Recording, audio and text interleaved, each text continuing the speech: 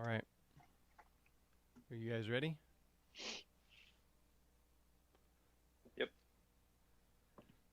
Eli, you good? You got your setup good? Ready. Yeah. Yep. All right. So kind of like I mentioned in the email, Eli, I'll let you kind of lead the conversation with Todd, or guide the conversation with Todd, and then I'll jump in whenever I need to, and we'll go from there. So after I get us Okay. started, then I'll say, all righty. So Okay. And then we just kind of just have at it yes, sir. after So you give us the go ahead. if Okay. you see me like looking down, it's because I type up the notes while we're talking. Uh, Okay. so I'm not like ignoring you, anything like that. So good. So All good, man. anybody who happens to be watching live on Facebook, I started the Facebook live a little too early before we finished our game planning, so you get to enjoy a little bit of behind the scenes stuff. So all Oh, right, they love it. They love it. The bloopers.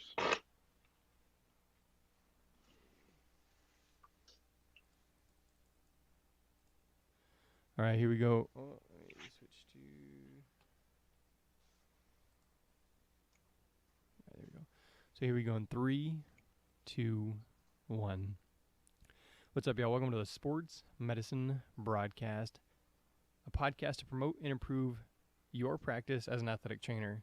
Today, Todd Sable is joining the podcast again, and we're talking about mental clarity. So, Eli Kasab has his own podcast called the Eli Kasab Experience, but he's also got some interesting stories about like mental health, burnout, breakdown. And you can go check out, I was just listening to it. I think it's like episode number 3 where he's talking about working 90-hour weeks. And he'll share a little bit about his story about how he um, started a business to help people with the mental clarity or some of the troubled youth. And we're going to discuss that there. But they're going to just engage in a conversation about athletic training, about mental clarity, some of the stuff that Todd's been doing. And again, his journey was not smooth. It's not been, oh, I'm just a steady climb uphill. He's had some ups and downs. And as we walk through this process, it's probably going to be multiple interviews, multiple discussions as we hear what they're doing to continue to progress. So again, I am Jeremy Jackson, host of the Sports Medicine Broadcast. This one is sportsmedicinebroadcast.com/mental clarity. Again, sportsmedicinebroadcast.com/mental clarity. So if you want to join the conversation, we got the Facebook Live. We always love seeing the comments, even if it's just a checking in or a thumbs up, a high five, something like that. Or, hey, I've struggled with that. Or, Todd, can you answer this question? Or, Eli, tell me a little bit more about that. Anytime you can do that on any of the podcasts, we'd love to have you join us there. So, Eli, I want to start with you. I want to start with you telling me a little bit about the business that you started, why you started that, and then we'll get to Todd's story. So, Eli, welcome to the Sports Medicine Broadcast.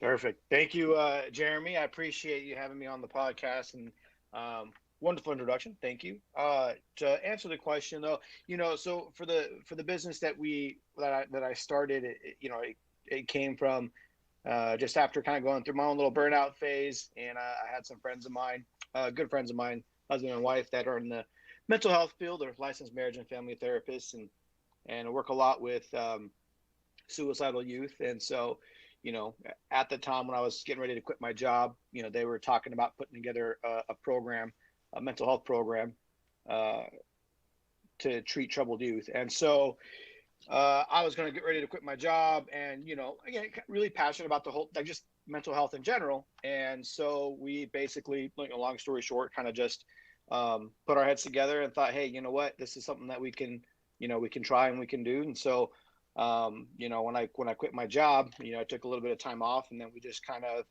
worked on some of the logistics and of getting it set up, with uh, the business with the state of Utah, which is where the business was, and the website and all that other stuff, and I kind of fine tune the logistics side of things, and then essentially, kind of put together this program where we would treat suicidal youth ages 7 to 19, and became more of just like an advocate for just mental health and happiness on my side, and then also tried to kind of get this kind of program out there to just kind of help suicidal youth. And we did that for about a year before we had to stop it. But it was great. It was a great experience, and we got to help a lot of people along the way. And now I just continue to kind of educate and advocate for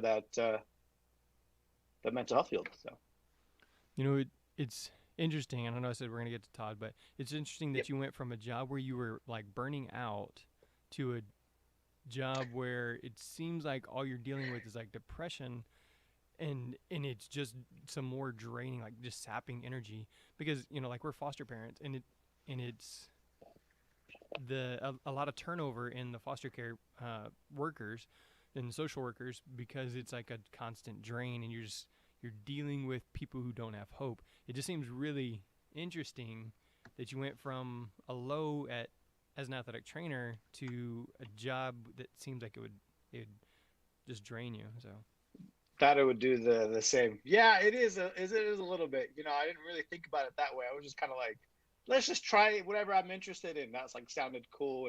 But yeah, it was. It is, and thankfully, like for me, I wasn't obviously dealing on the treatment side of things, because that's a whole nother ball game and out of my wheelhouse. But I still do the intake assessments for people coming in and stuff. So you still do talk to them, and that it is hard to kind of see people in those dark times and kind of going through that stuff. But yeah, I didn't even think about that. But yeah, it is interesting. But yeah, you're 100% right. all right. So Todd, let's go to. We're gonna start with your story. Kind of, you've shared with me some the mental health aspect. It's something you've been dealing with for a long time. So with like ADD and some of the other stuff. So tell me kind of where this all starts, and then Eli will walk us through that journey. Yeah, the whole journey started a long time ago, but I didn't really start. Sorry if I sound nasally. I'm having some allergies, but probably when I realized, start really identifying that I was having issues and that I wasn't really handling things properly was literally just last year. So, and I'll kind of backtrack a little bit as the story goes. But yeah, it took a pretty bad injury last year to kind of kickstart all of it, when I really realized that I had I had built my mental toughness, whatever you want to call it, mental mastery, mental whatever, clarity, on quicksand. So it took one event to kind of break all that down. So it gave me a really good springboard into learning how to build a true foundation, and which is one of the big reasons that I wanted to kind of get this out there. Because I think it takes a lot of introspection and self-awareness to build a true foundation for yourself to build off of, so you can have mental clarity and mental toughness and true self-love, um, down the road. Because if you don't have any of those things to build off of, then it's really hard to build true friendships, true relationships. And not that you can't do it, but the to the extent of what you can do once you have that, it enhances everything in your life, with yourself and with others. So that's kind of one of the big reasons I wanted to kind of get this out a little bit. So That's all right. so I So mean, do you want to go straight into the okay, story then? yeah. Is that Should we just go straight into it? Perfect. All right. No, no. So cool? that it's first things first. Like it's awesome that it's that you've first of all going on here and talking about it. Just kind of want to put this as just up front, because I know it's still a lot of people. It's getting a lot better where people are talking about it, being more open about it, especially with the social media kind of day and age. But so I think it's great that you're actually kind of opening up and wanting to kind of share that, because I do see a lot of a lot of people in our profession, just because that's where my our careers are in. But obviously this happens everywhere. Mhm. So first of all, like, kudos to you for kind of getting out there and sharing it. But for you, when would you say, like, when was it that you noticed, because you talked about self-awareness, and so when was it the first time that you were, I guess, became kind of aware what was happening and that you needed to make some changes? Like, when did that take place? How long was it from when when it started to when you realized, like, oh snap, I gotta do something about this? Yeah, so looking back on it now, because hindsight's 2020. Subconsciously, I was dealing with these things for decades, but when I actively started to deal with them and like identified and realized that I needed to make a change was March of 2019. So just last March, or two Okay. Marches ago. And yeah, I had a really bad injury in the gym. Kind of took me away from like all my training partners and all the guys that I just kind of just grinded with on a daily basis, and that was kind of one of my like happy places. And so that was taken away from me, and it was just kind of a downward spiral from there until I really started to kind of fix what was going on in my head. So Man. And so yep. Man, March of 2019. Yeah, that was not too long ago. So that's a pretty quick. I mean, I'm not going to say turnaround now, because now, well, and the other thing too is just to kind of hedge this up front and clarify is it's always like, with athletic training with our injuries and stuff, it's always management, right? Like when you have injuries and stuff, Yeah. There's always management going on. So it's never like, oh yeah, okay, you're done. Like everything's all fine and dandy. Because now it's like, well, okay, now how do you maintain it? How do you manage it? Yeah. And so let's go through just a little bit, just kind of about, so if you don't mind, now whatever you're comfortable with feeling, but like kind of at its worst, what got you into I know you talked about having the bad injury, like a lot of things were happening at that time. So can you share basically anything, like what was maybe a couple of the really like the toughest points for you that really kind of got you into that into that position? Yeah. I mean, I'll just tell a story. Okay, I'll just start with the story, and then we can have questions after that. So it's a little bit long, so bear with me. I'll try to give the best details that I can, and we'll just go from there. So March of 2019. And I'll give the link to Jeremy so he can post it. I have the video of it happening. I was doing it. It was a 315 front squat, a weight that I've hit before. It was Arnold Classic weekend at the gym I used to train at in Columbus. We had this huge beats and barbells event where it's just these old school DJs come in. They're blaring music at 4 a.m. Everybody's training, going for PRs. It was awesome. It was like, it's one of my favorite weekends of the year. And I didn't sleep a lot. It was just kind of I didn't sleep a lot at like any time. And I come into the gym, took a couple shots of pre-workout, and I don't really warm up super well. I just kind of like hop into it, maybe do like a set at 135, a set at 225, and I'm just wrapping up for 315. So I kind of unrack it, and I immediately don't feel good. Take a couple steps out. I'm like, I should probably re-rack this, but there's like insta famous people everywhere in the gym. I can't like look like a sissy and just re-rack it. So I'm like, I'm just gonna do it, and I basically pass out mid rep and just drop it. And luckily, we had spotters there, and they kind of caught me and stuff. But I was out of it the rest of the day. I went home, and I took some days off from the gym. Obviously, I couldn't hold a barbell on my wrist for about 8 months. It was pretty bad. Then fast forward 2 weeks later, I thought I had a heart attack when I was out at softball practice at the high school that I worked at. And it was really, really scary. I struggled with heart issues for about 4 years up to that point. And it ended up being supraventricular tachycardia, that's what I was diagnosed with. But it felt like a heart attack to me at the time because it was just beating out of my chest for like 5 minutes. I couldn't stop it. It was really, really scary. So got all the heart workup done after that. Had to wear a heart monitor for a couple weeks. I wasn't training, like I said, at the gym.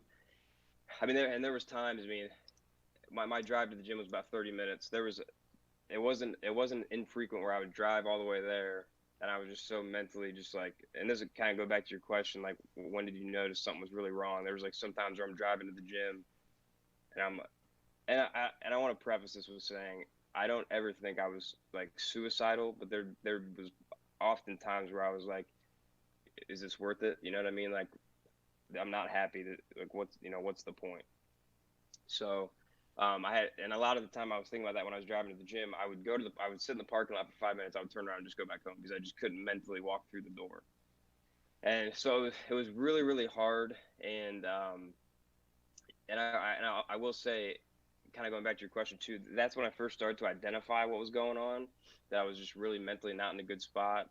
And like Jeremy had alluded to as well, like I suffer from ADHD. I was never put on any well, they wanted to put me on medication. I declined to be on medication because I didn't want that. Um, but what I did, and I'm just putting out all my dirty laundry right now, which is fine. I was driving about 3-4 hours every day, and I just got I was using chewing tobacco. I mean, I was going through a can a day to help me stay awake. It was a stimulant when I would study and do my work. I mean, it was not good. But that was kind of, I guess, my substitute for like an Adderall or something, because it was giving me that kind of like little kick. So I developed a pretty bad habit with that, and so I basically was going, and this is it's kind of funny looking back on it. It's not funny at the same time. Like, as bad as 2019 was, because it was definitely the worst year of my life as a whole. But I'm going through the rest of that summer. I don't really deal with it first. I noticed that I'm not right in the head. But July comes around, I get married, had an awesome wedding, awesome honeymoon. We moved home, and like that was kind of like my little like kind of breath of fresh air for the year. Like it was an awesome month. It was hard leaving my old school. That was one of the first times I had cried, like literally cried when I left my kids at the last school, because it was just it was tough. So so I started a new job here. I'm back, and I'm still just like mentally, and I guess this is a good kind of with the mental clarity title of this. Like, I was just mentally foggy. Like, I was kind of going through the motions. I wasn't training hard. I was eating fast food. Like, I was just like, everything was out of whack. I just I just felt terrible. So I'll fast forward a little bit. And this is really recent. So this isn't like something that was like a long time ago. Like, so I was talking to my buddies, a couple of my old training partners, and my buddy Corey Carpenter was like, "Hey, there's this thing called 75 Hard. I think I'm going to start it at the beginning of the new year." And for those of you guys who don't know, 75 Hard, it's Andy Frisella. I'm going to pull it up so I don't forget stuff. But it's basically, it's a mental mastery program with a bunch of steps to it. So he's like, "Hey, I'm going to start this in January. You should do it with me." And I'm like, "Dude, I just don't, like, I'm just like not in a good place." And he's like, if I know anybody that can do it, it's you. Because one thing I really pride myself on is my work ethic and my discipline. And like I said, this is a guy that I've been training with for a long time. So I was like, okay, and I'll do it. So January 6th of this year is when I started it. So pretty recent.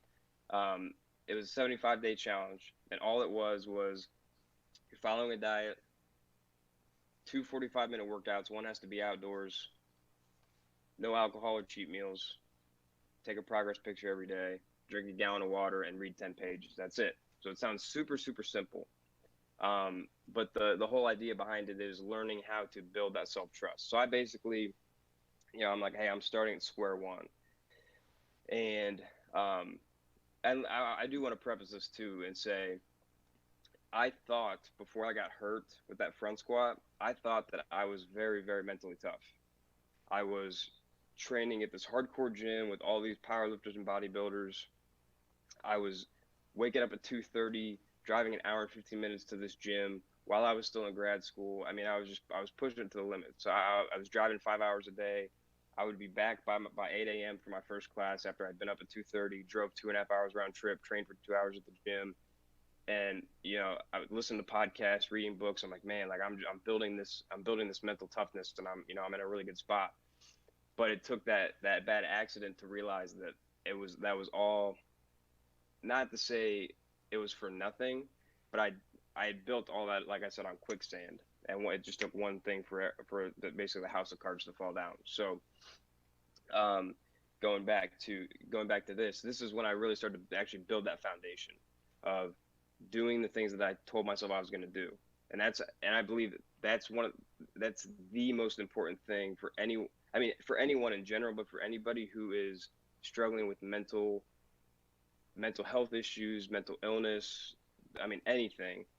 If you can build that foundation from the ground up and identify, this is where I've been struggling, this is why I'm struggling, and this is what I can do to help with the situation, that's your foundation. And then you start to do these little steps, just very, very easy baby steps. I mean, all those things on that list that I just listed off are not hard to do, but when you put them together every single day for 75 days, you're building that trust with yourself. And then, because I mean, think about this, and this could go for anyone. You could say, hey, I'm going to work out after work today. By the time 7 o'clock rolls around and you've had a 10-hour day under your belt, nobody wants to work out. You don't do it. Say, I'm going to eat better this week. Tuesday comes around, you have McDonald's. So we're constantly we're lessening the trust with ourselves. So that's the whole point of this is gaining the trust. With trust comes self-respect. With self-respect comes self-love.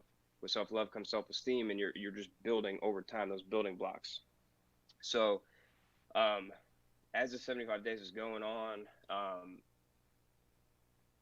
the outdoor workout was really, really key for me because it was in the wintertime, so it was always really cold and snowing, and you know, and it was funny because you get weird looks because like my wife would give me a hard time because she's taking videos of me walking around in like 2 feet of snow like at 7 in the morning on a Saturday, but it was almost kind of as uncomfortable as it was, because that was the goal of it, is to get uncomfortable and do things outside of your comfort zone. It was pretty not liberating, but kind of empowering. You know, like, hey, like not many people are doing this right now. Like, you know, you're fulfilling the promises that you set with yourself. So so that was really key, and then the reading was really key. And up to this point in the year, I've read 30 books. I think during this first 75 days, I read like 10 or 11 books, which for me is really good. I'm not a huge reader. But one of the books that really kind of changed everything for me was the third book I read of the year. It was called Running with Mindfulness. And it was from this psychiatrist who the book is based around cognitive behavioral therapy combined with movement. So he gives all these prompts in the book that you're supposed to combine with, combine these prompts with movement, because the idea is, it was perfect because the tagline of my business is Heal by Moving, is you're in the present moment, you have nothing else bothering you, you know, you have the endorphins flowing from moving around, and then you can be just completely honest with yourself, and you have everything firing in your brain, you can think more clearly, and you have that mental clarity. So this was the third book I read of the year, and it was just really basically, you know, the prompts are kind of to probe really deep and kind of, you know, think about things that have been bothering you, and, you know, why am I feeling this way? And I mean, it was almost kind of like I was talking to a therapist, but it was just in my own head. So I was getting weird looks as it was walking in the snow in January like an idiot, and now I'm walking through the snow talking to myself for 45 minutes and literally like audibly, like because I'm just that's what he said to do. So, you know, I'm going through these prompts, and this is going to sound really weird, and I don't really know how to explain it, but one of the things one of the prompts, it really kind of stuck with me, and I was thinking and thinking and thinking, and Eli, I told you about this. I've literally told almost no one this, so this is like, you know, pretty tough to talk about.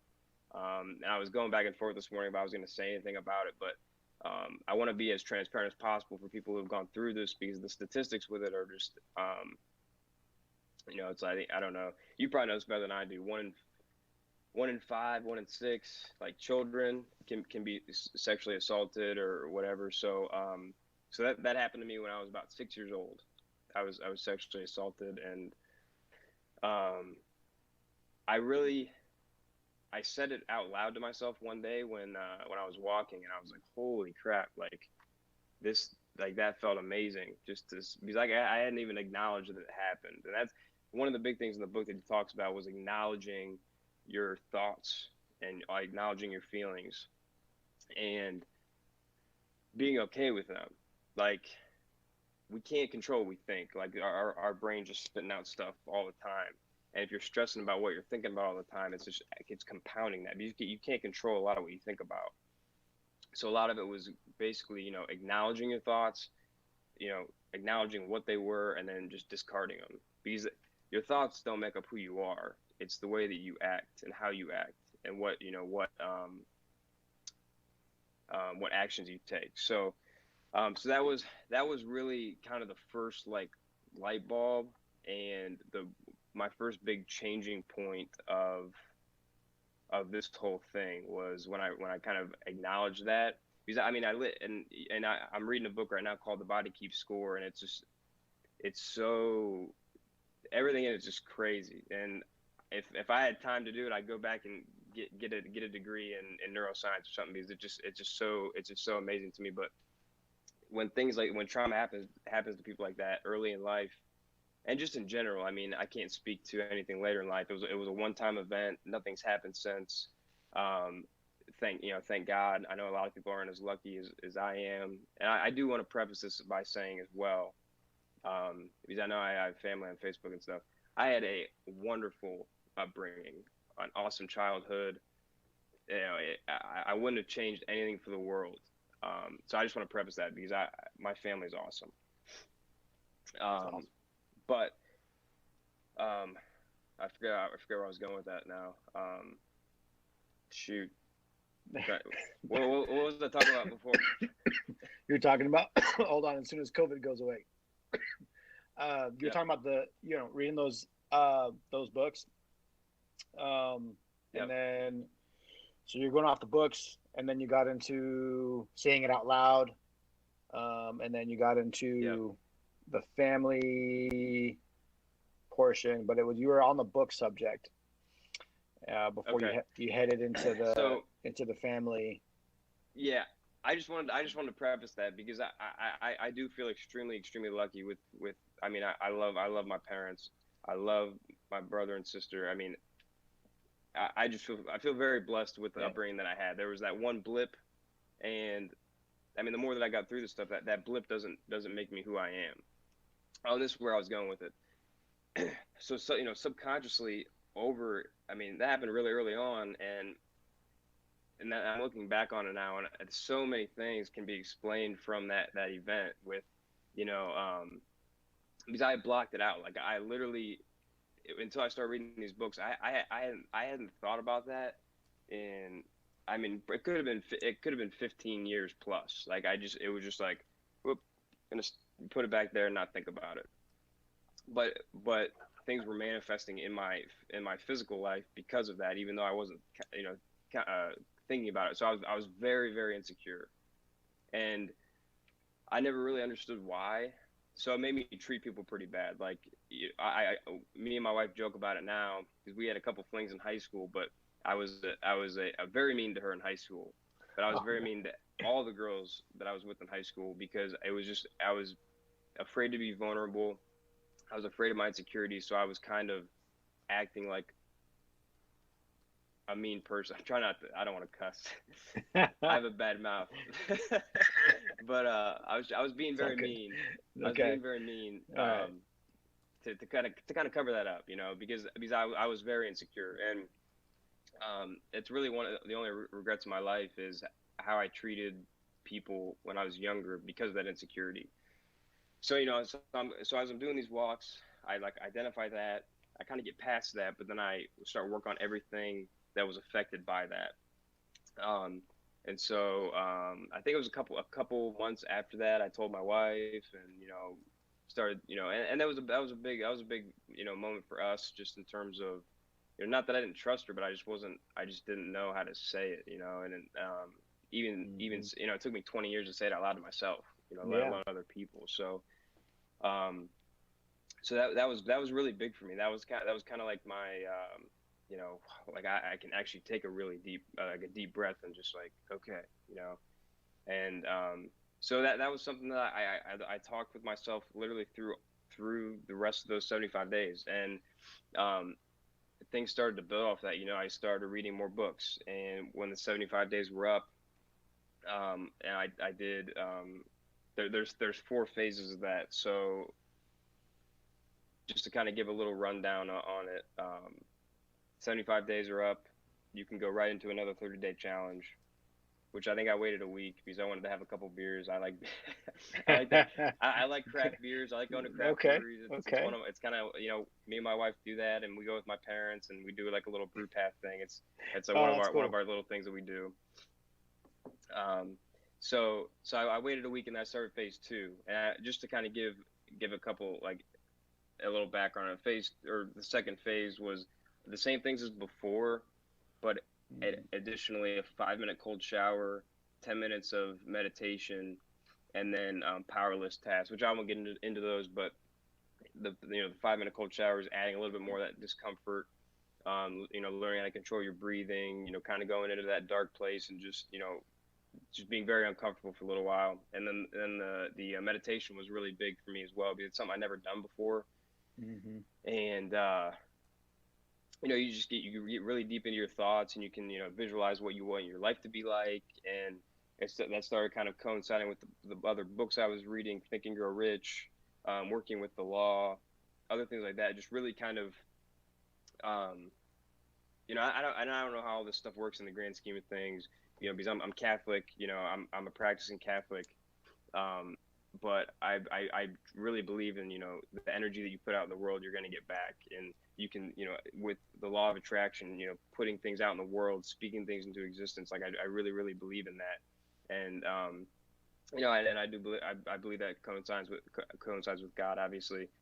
But and I was just doing all those things. So I'm like reading these books, I'm doing this stuff, and I finished that phase. You have to wait a month before the next phase. Then I did the third phase. So I finished that. I'm not trying to get too much into the weeds with that stuff. But then the goal is to finish all 4 phases in one calendar year. So I will start my final phase December 6th to finish it by January 6th of 2021. So I've finished all 4 of those in 1 year. And there's like a bunch of extra stuff, like with the last one, it's like a random act of kindness, like everything we already talked about, random act of kindness, talk to a stranger, those types of things, like just putting good energy out into the world. Absolutely. So yeah, I mean, that's kind of those challenges were paramount to building that foundation, like I said, because I thought I had already done it once. But this is really what I want to kind of get out to people is do it right now, do it the right way now before you have that event that makes you realize you didn't do it right, because it can take you to a really dark place. So yeah, I mean that's kind of the story. I'm sure there's more to it, but yeah. So no, and just to that again. Thanks for sharing. That's huge. I know there's a lot of people that'll like benefit from it. And you can see a lot of like, whenever we go through like some of these events, there's always some consistencies with it that kind of carry over into other people's experiences. So like, even though the format's kind of, as far as like the process is outlined in the same way, but some of the details within it so like change, and sometimes it's just nice for people to have those specific ideas. But it's really interesting that it's you brought up that 75-day challenge, and that was kind of like what really like kind of got you to turn things around and get started. And you said that came from a friend who had recommended that to you, and then you just happened to try it. Is that how that got started, right? Mm-hmm. Yeah, and I knew of like I'm very familiar with the guy who created it. He's a big like supplement guy. Okay. Like in the industry, but if my buddy Corey Carpenter, if he would have never said that to me, who knows? So you'd have found another way. I mean, something would have, but you never know. But it comes down to, it really just comes down to, at that point when you're going through those life events, it's like, well, what's the route to take? And essentially you've just got to make a decision on something to try. And, that's what you did, and ended up kind of going through that. So I do got a question though, kind of dating back to when you were kind of, on your long drives, you're talking about, the chewing tobacco, and eating unhealthy fast food and all that other stuff. Now, were those basically your two? Now, like everyone has their form of escapism when they're going through something hard. So was that your form of kind of escapism? Was the chewing tobacco and the fast food? Were there more involved with that, or what was it like? Just out of curiosity, because everyone's Um, got escapisms. You need yeah, them no, somewhere. You yeah, know what I mean when you're going through that. hmm, And so sure, sure, the only reason why I'm asking is just because again, just kind of give people like an idea. Like for me, my escapisms, like when I went through my burnout phase, was hmm, um, fast food and video games when I could, because I had yeah, a lot of friends I play online, and a lot of nights when I got home, I just didn't want to talk to anybody and do hmm, anything. And so, if I could get yeah, online and just play with some friends and just kind of talk to them online, so the video games and just lots of fast food were my escapisms. yeah, So I was just curious. yeah. That's a good question. So I would say I didn't the fast food wasn't an issue, like back during those drives. Like that was an issue like after everything happened, and that was like this time Okay, last year. gotcha. But during the because I haven't chewed tobacco in a couple years, so even like when all the like the injury stuff happened, like I wasn't chewing tobacco then. Like I had stopped before that, but um, yeah, chewing tobacco was probably my biggest escapism, because it started with just driving, but then that turned into schoolwork, and then it turned into just like all the time, right? Yep, yep. Um, and then I would say my other escapism, I guess I had three. So chewing tobacco was definitely one. The second one was just like working on business stuff and like burying myself in work, which I think a lot of people do. Athletic trainers probably are notoriously good for that. Hmm. And number three was like working out. I think in that span I did six powerlifting meets and one bodybuilding show. So I was just like you know just kind of tunnel vision in that. So, and I alluded to this when I posted about the front squat thing a couple months ago. Was it really really hurt my relationship with my wife, because I was burying myself in everything else, but I wasn't cultivating our relationship at all. And I know me and Jeremy had talked about this. And I recently read a book called Date Your Wife, and it was awesome. Jeremy had sent me the digital book, and I'm a big like hard copy guy, so I bought the hard copy. But I was not cultivating that at all, and Yeah. it really put a strain on our relationship. Because she didn't, and I don't want to say like it was my fault, because like I was going through a lot, and I would never want somebody who's going through that to think it's their fault that something's not going well, because they need to help themselves first. But looking back on it, if I could have just communicated a little bit better to her that like this is what I'm going through, it would have been better. But at the same time, I'm just saying this for like kind of like thinking out loud, being devil's advocate, Hmm. because it's hard to Hmm. tell people how you feel when you're kind of in that state. Yep. So that was really tough, because I didn't know how to say tell her, like what to say. So there was a rough couple months there. I mean, kind of almost like leading up to the wedding. It was really rough. Um, but on the flip side of things, after I did all this, like communication wise, it's been the best chunk of time in our 7 years together. So That's awesome. That's awesome. And and it's great that you bring that up, because that's kind of one thing I wanted to kind of touch base on you about is how some of those, how it affects your relationships outside, like everywhere in all things. And so a lot of times, like when you're yeah, going through some things like that, like it's kind of like the age old saying where they say when it rains it pours type of thing. And so it's essentially when you get there and you're in this internal hmm, conflict that you're dealing with, there's no way it doesn't bleed over into other aspects of your life in other relationships. And so, friends with, family, spouses, wives, boyfriends, hmm, girlfriends, um, family, friend, etc.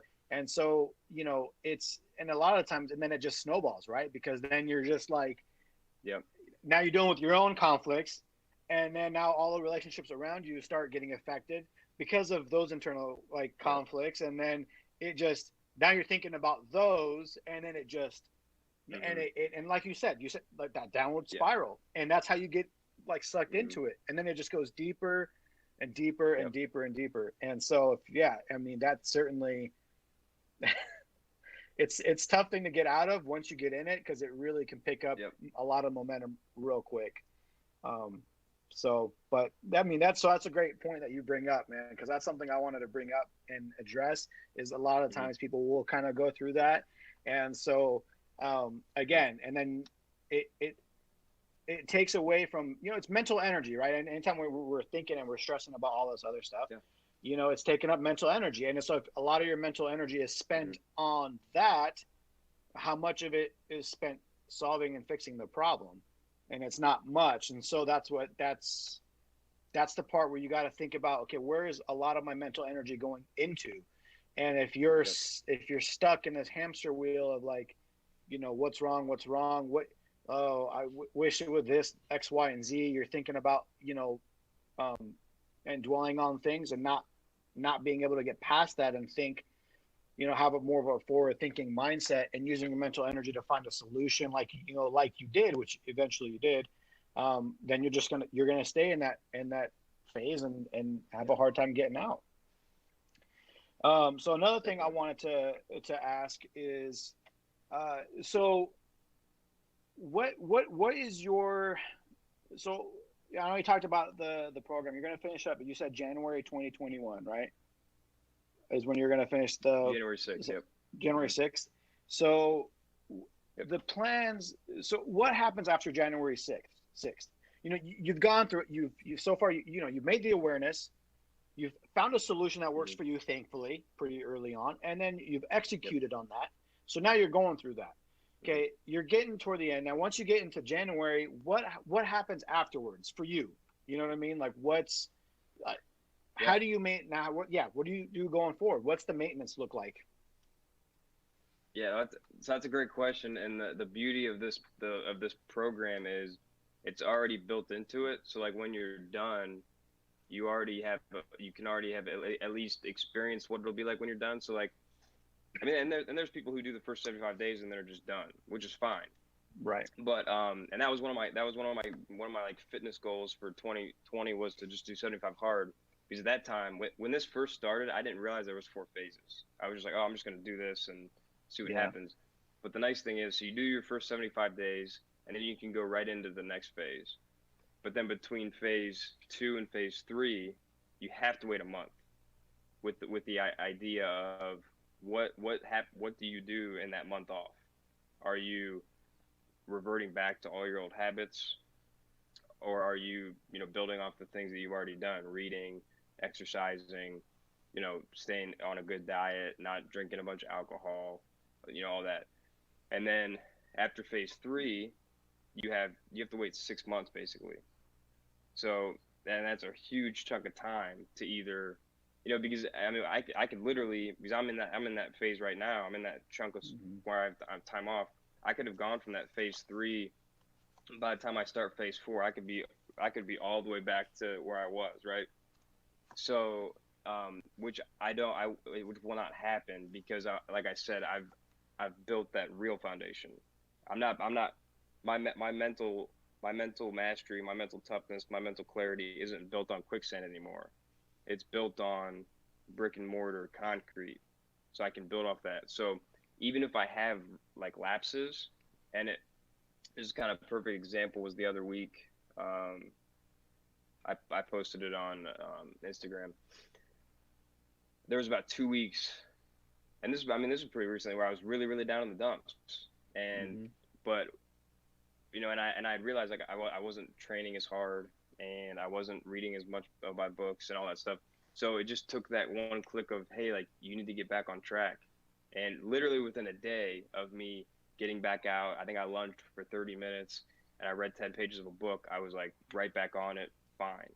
So like I know, and that's the beauty of this is with whatever path you choose to take of healing, is once you find what works for you, because everybody's gonna have relapses. There's always, because like with all this COVID stuff, this is here at the school. It's been so hard. It just with all the extra work and everything, and it really it weighed me down a little bit, but all it took was going back to what I know works, and I was completely. I mean, it was literally like the flick of a switch. I was back, you know. So, really, really, really important of finding what works for you, and it's okay to try some different things, but just like with any diet or fitness regimen, you have to give it time to work first too. You can't just try something for a couple of days and like, it didn't work. Try something else, you know, because you never find a long term solution that way.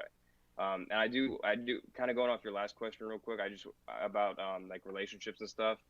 I do want to make this point because I think it's really, really important. Is um, I was telling some of the kids like just a little bit about like when I got hurt and stuff the other day. I was telling them about kind of like the timeline, and I didn't go obviously all into these details, but Yeah.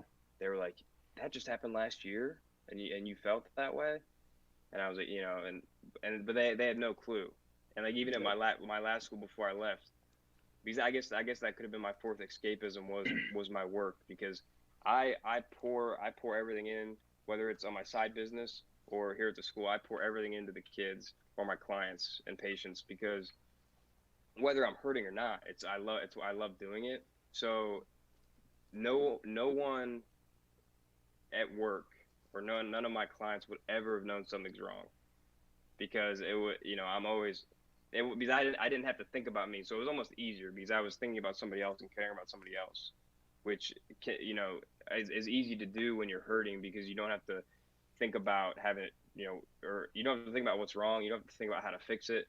You can just worry about fixing somebody else because it's almost easier. So, and the only reason I wanted to make that point was because, you know, people are struggling right now. Just always check up on people, ask them how they're doing. Just let them know, hey, if you need anything, here's my number. Call me, text me anytime. So important because I mean, we all know like Instagram, social media is a highlight reel, and that's why I've tried to be pretty raw on there as of late. And you just got to remember to check up on people because they could be putting on that front, but inside they could be really, really hurting. So I just want to make that point real quick. Yeah, no, that's yeah, and that's huge because you know, you really do never know. You know, like it is hard to tell. And that's why, you know, and it's making it, you know, and I completely agree with you. You know, you do got it. It's a good habit to get into, and that's why, you know, I try to make it a point to just always just to spread, you know, just positivity as much as I can because you never know where there's just that one day, that one specific moment where you just look at somebody and say, hey, how's your day going? And that little thing can just like turn someone's miserable day, make it a little bit better. And so making that, and so just making that a habit of just doing that with people and having it like be a little bit more natural is huge because a lot of people have no idea that, you know, who or what's happening and what they're dealing with and don't know like a simple, a little simple check-in can make a world of difference with people. And so, and just to, I mean, that's huge. And then again, so to like, to be a little bit more like, you know, kind of like forward thinking and just, you know, trying to help people, gain some more value. I already think there's a ton of value in what, you know, what you've said and what you've kind of brought. But something else I think to bring to the table when we're talking about all the mental health stuff is making sure that, you know, and you mentioned this, is to find out what works for you, you know, and to not be afraid to try different things. So I think that was a great point that you made because I think this is where a lot of people struggle. And it's like, and you said, you know, like you said, give it a fair shot. So, you know, if people aren't sure where to start, you know, it's, you know, you just got to pick something and go with it, you know, whether it's, you know, a book, a program, even seeking like a professional help from a licensed marriage and family therapist or something like that. But then now if you see one, but then it's not working, but, you know, give it a fair shot, you know, give it enough time. You know, it's like rehab in our profession, right? Like let's give it some time to see how the progression is going to be, and then figure out if we need to alter our path or not. And so same thing with the mental health part. So I think that's a great point that you made because, you know, people, I think just can't be afraid of just trying something, okay? Picking one thing, going with it. And because you're never really sure, you know, you don't know what's going to work for you and what's not. And so, like you said, trial and error with that type of stuff. And so it's really important for people to kind of understand. So, you know, it's great. And that it worked out for you because you didn't have to go and try a million different things, which is awesome. But if not, it's okay. Yeah. It's okay. So if it's, people are gonna, Yeah. obviously people want results ASAP, right? Our athletes, our patients, they want the rehab to be done in like 2 weeks. Like, you had surgery. Yep. Like, Yep. this is gonna take some time. So I think it's really important to understand, like, it will take time. Um, so yes, I just wanted to really kind of, you brought that up and it clicked. I'm like, oh, I really want to emphasize that point that you made. And then it goes into what you were saying about quicksand, right? And that also, it plays into building your foundation, and you didn't, you didn't know until there was an issue, right? That you were, the foundation that, you had built. So a lot of times you won't know until, until it's too late, type of thing. And so I think people getting working on it now, even though they may not have any, might not be dealing with anything, I always think it'd be a really good idea to just, get involved in starting to build your kind of your foundation and your mental health. And whether, before, so at some point there is going to be some trials and tribulations in your life. That's inevitable. So that when those come up, that you're kind of better prepared. So I think that's another thing people got to consider is, like, when everything's good and going the way you want it, that's great. Just don't neglect it, because obviously, that's when it can become a wake up call, basically, for people. Yep. And sure. Yeah, man, that's there's just so much to it. And it's just like with our physical health, it's something where, we get our checkups, we get our routines, we go once or twice a year, or we're supposed to, right? Now everybody does it, but with our physical health, we do the same stuff. So why don't we do that with our mental health? And so that's another thing when you're talking about having it built up on quicksand, again, that kind of brings up, a great point in that, like, you do got to spend some time, checking in on your mental health every once in a while, and like you do your physical health, to make sure that, you're kind of set up in case there's going to be any issues in the future. You can at least catch it early enough to kind of minimize the damage down the road. You know what I mean? So I think that's another thing that, people, 100%. Can do to help. But, again, we're not there yet. Everyone, it's not like a routine checkup, on mental health. It's hard unless you've gone through something. It's hard for people to incorporate that into their lives, because everyone's busy. Everyone's got stuff going on. The last thing they want to do is add more to their plate. But again, they don't realize that hedging that up front can save them a lot of time, energy, and heartache down the road. But I got another question for you. Like, I just wanted to ask you about this. So kind of with all that said, because again, I'm trying to get a little bit more, kind of forward thinking with it, and just trying to kind of end more on the positive side of things. Now overall, like, so currently, from like then until now, what level are you at now that you've kind of, started your, and I know you talked about it earlier, but how are you doing now from when you started? I know things are going great. Like, you're kind of in a routine. You talked about having those off days.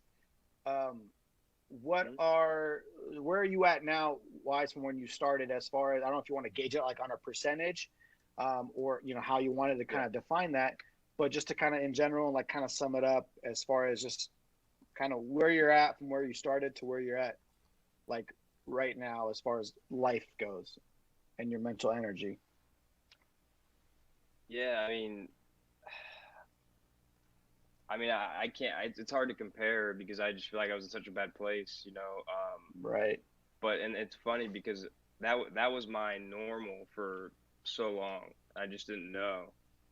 So I would say, this time last year, when I was really kind of at a low point, but I wasn't doing anything about it. I honestly, I should say, and this is one of the things that I constantly said in my head when I was doing those walks, is like, hey, I would speak in third person. I'd say, hey, Todd, like, you did this, this, this, this, and this in spite of that. You know what I mean?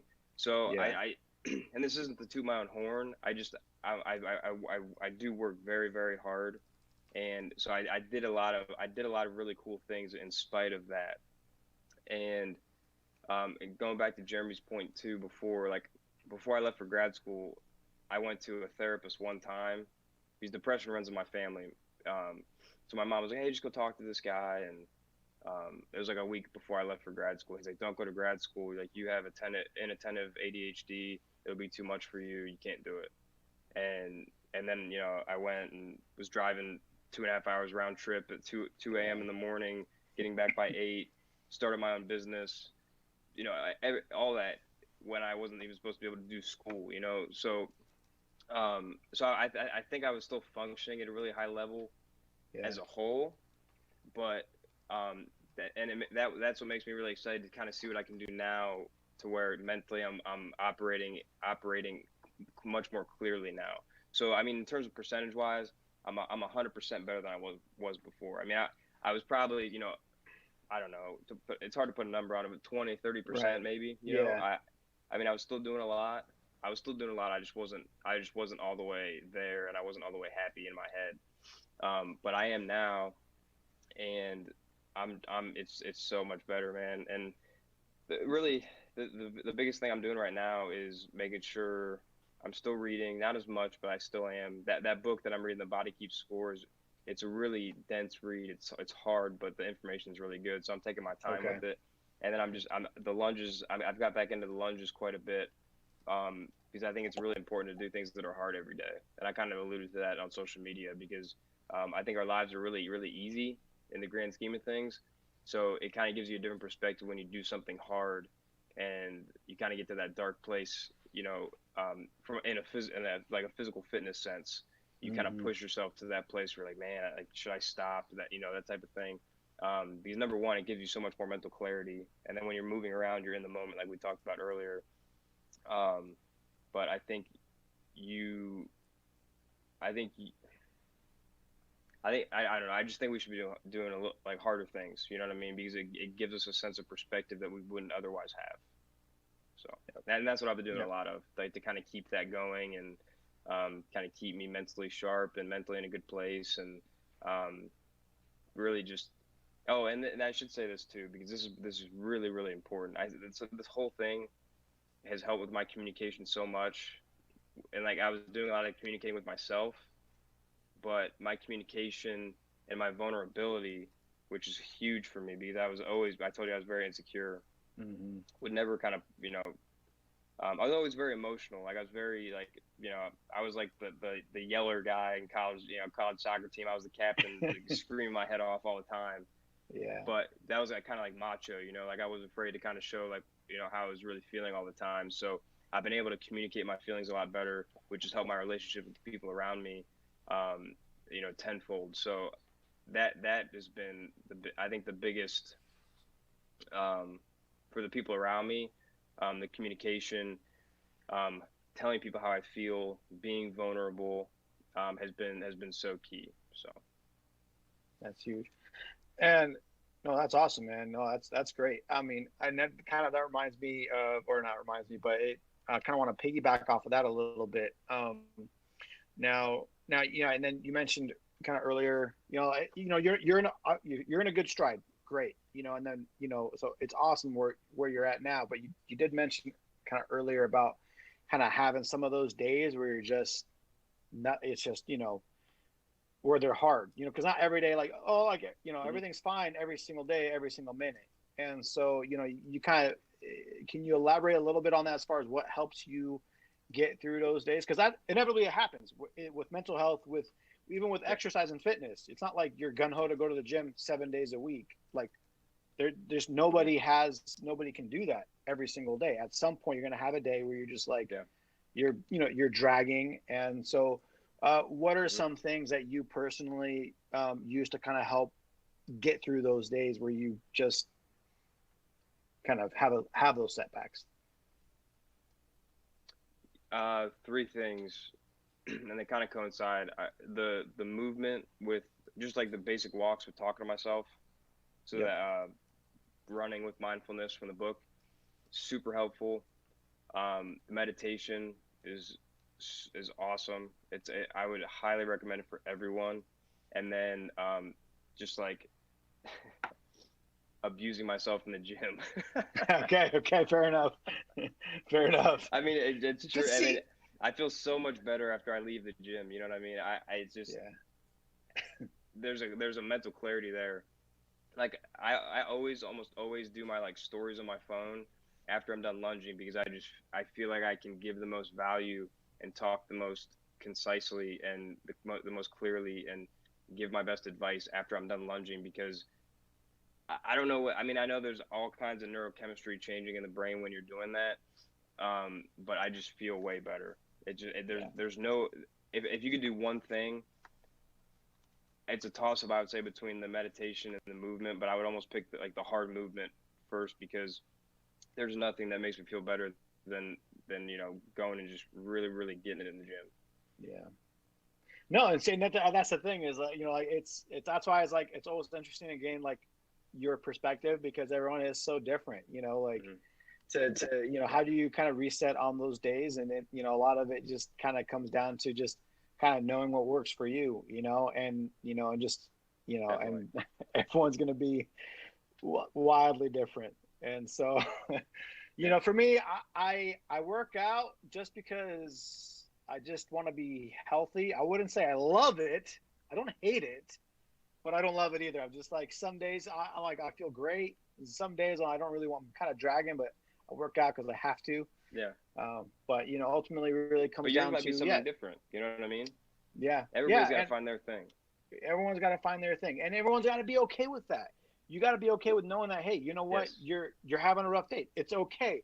It's maintaining, like you mentioned earlier about perspective. It's maintaining perspective, and it's okay and it's normal to have those days, but just maintain that perspective of like, okay, it's okay. It's not the end of the world. Now, how do I fix it? Instead of and I kind of mentioned that mental energy earlier. Instead of using all your energy and thinking about the problem and thinking about stress, and that's if you're using all your energy to think about that, then you're not going to find a solution because there's no energy left to change Yep. your perspective and find that solution. So I think it's really important for people to understand like it's okay, it's Great point. normal, and just make sure that you kind of use your mental energy to get yourself kind of back on track and maintain that perspective of like, hey, it's okay, it happens, and just make sure you address it in a kind of in a forward thinking way.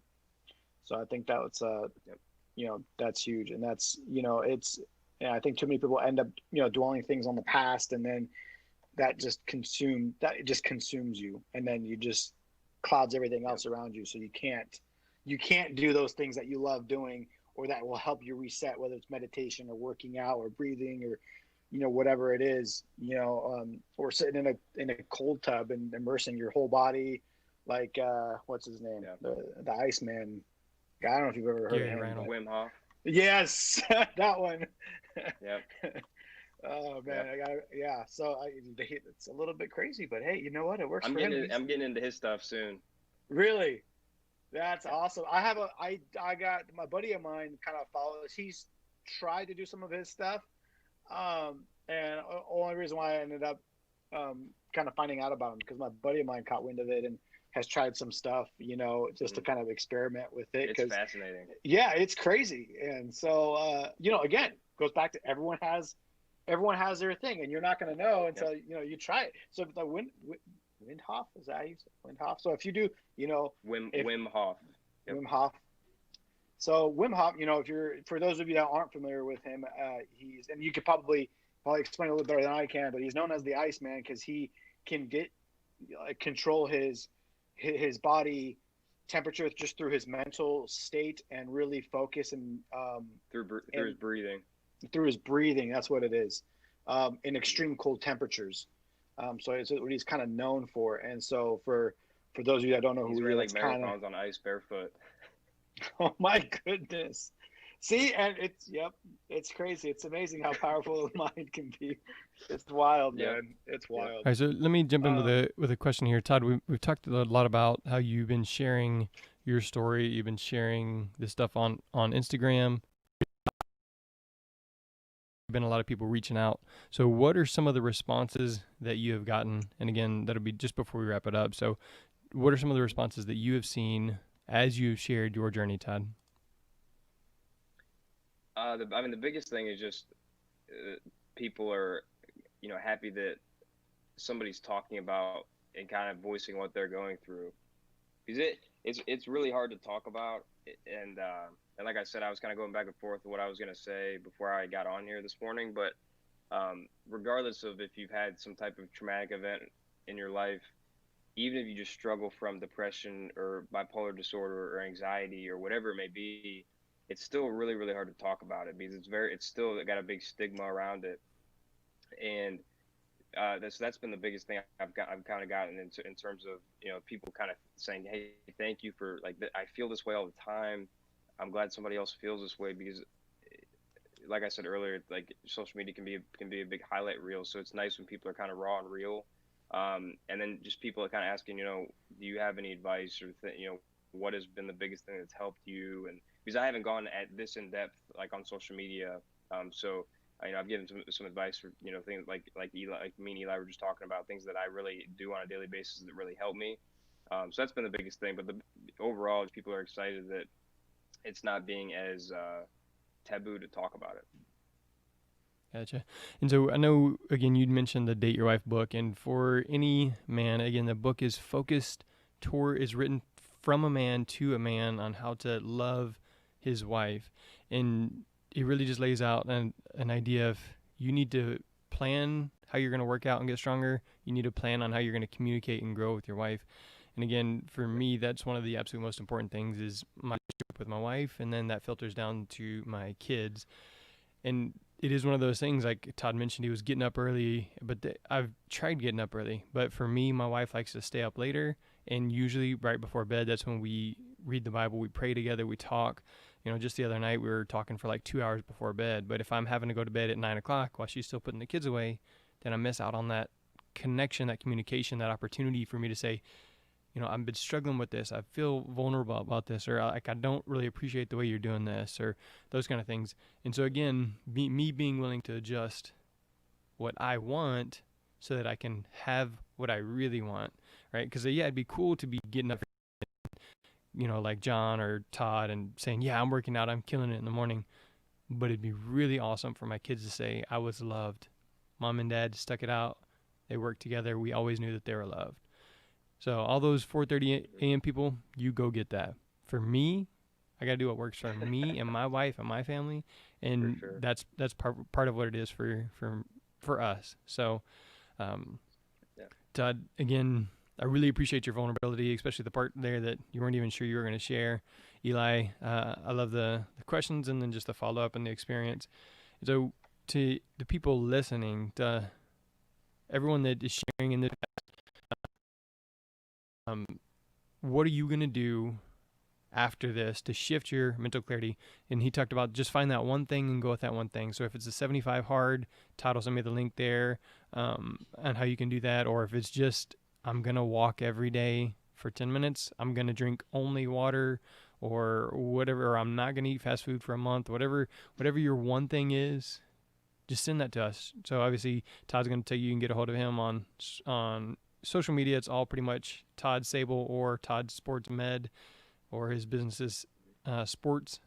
It's actually Sports Me Discussion, because I was typed it in, and it's not Sports Med Discussion, because then there'd be 2 D's, but it's Sports Me Discussion, and it runs together as sportsmeddiscussion.com.